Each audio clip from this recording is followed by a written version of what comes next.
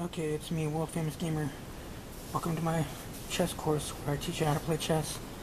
When I talk about the big dogs, the kings, well, sort of big dogs, they can only move one square at a time.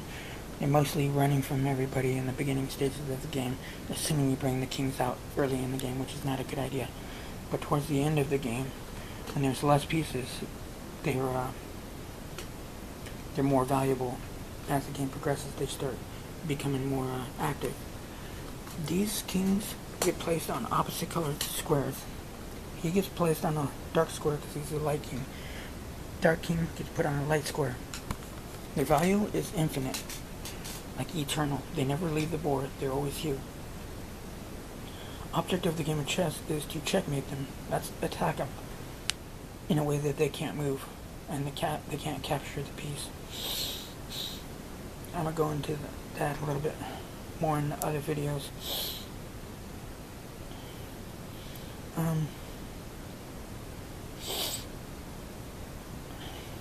He's worth 0 points, but it's like making him valueless. To me, he's worth infinite points because you can't really kill him. You can only put him in a way where he's attacking and he can't move. So, kind of like the number 8 sideways, where it means forever, like he's forever on the board.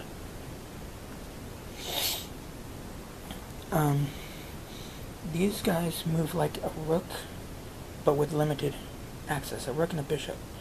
He can move any square in any direction surrounding him. So from this starting point, he can go here to from here to here, here, or here. All these surrounding squares. And that's the same way he attacks. So he can move, on one move, he can move there. He can never move more than one square at a time, though. So he can move one square ahead, while black can move a square ahead. Now his turn, he can move here. Black can move here. White can move here.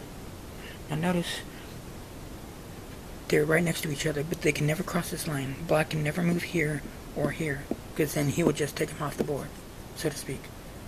You would just capture him. You can never put your king in a place where he can be captured.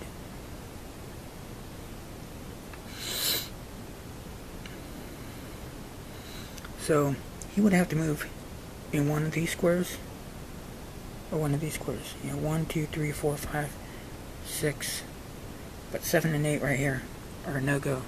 So he'd move here, and then he'd move here. Notice there's 3 squares right in front of him. They're facing each other, they're right in front of him, or to their side, or however you want to look at it. He can't cross here, and he can't cross here. They can never touch these squares, because they're right next to each other. Now, if he was back here, he'd go here, here, or here. Or if the white king was there, he could go to any one of these squares. The object of the game is to checkmate the king. And that means attack them. In another video, after I'm done explaining the queen's moves and attacks, and her value, I'm going to talk about the object of the game and how to go about it, the idea behind it, and what you got to do to win the game of chess. A lot of people think the idea of chess is to just go out and attack the king. It doesn't always happen because some people are smart, very smart.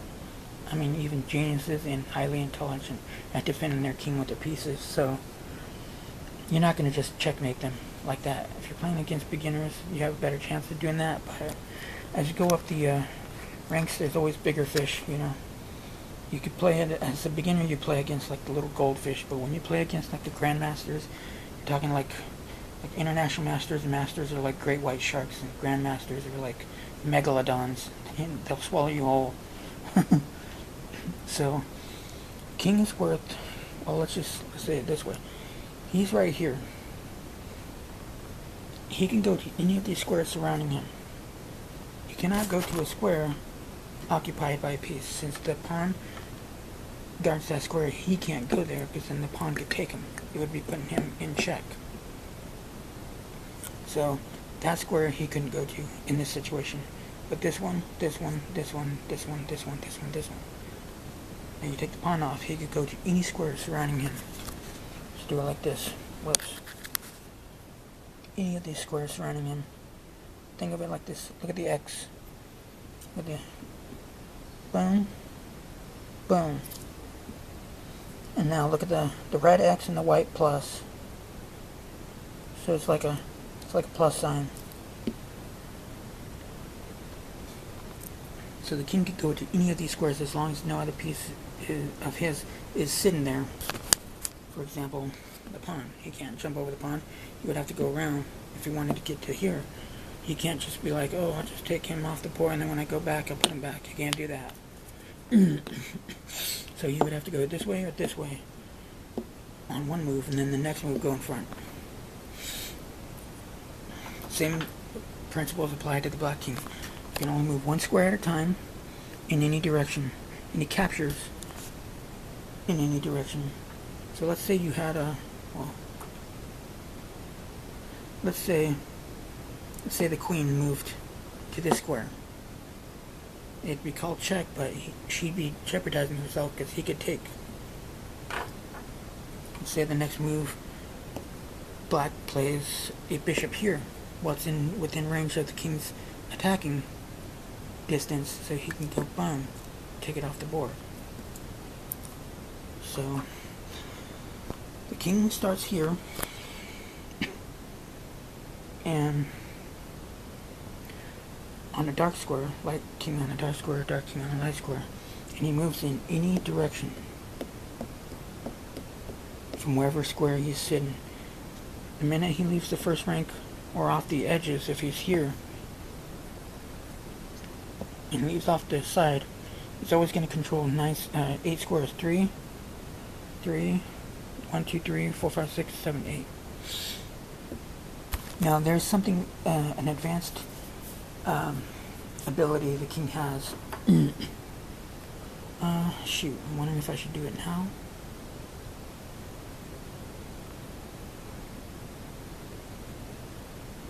Actually, I'll probably do it in another video, because it'll make more sense. Remember, he's worth infinite points. He never leaves the board, so he's priceless. The others have 5 points for the rooks, 3 points for the knights, 3 points for the bishops, and 1 point for the pawn. The king is worth everything. You take the king off the board, so to speak, you checkmate the king, you win the game. You kill the king, you win the game. So, I hope y'all like this video. I've been noticing I've been doing these videos and explaining them. They're all been about 8 minutes long. Don't forget to I had to stretch. Like, comment, subscribe, and share this video with your friends on Facebook or whatever. If you like this video,